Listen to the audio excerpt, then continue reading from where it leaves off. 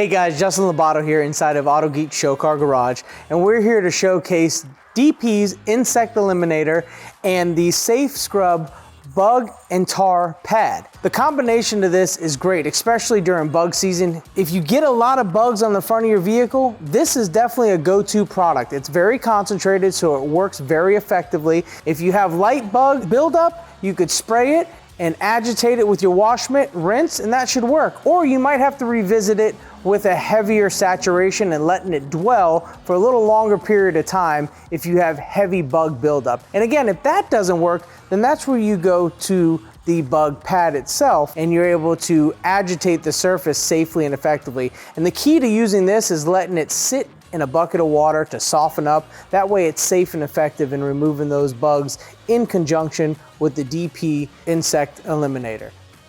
So for any additional information, visit autogeek.com.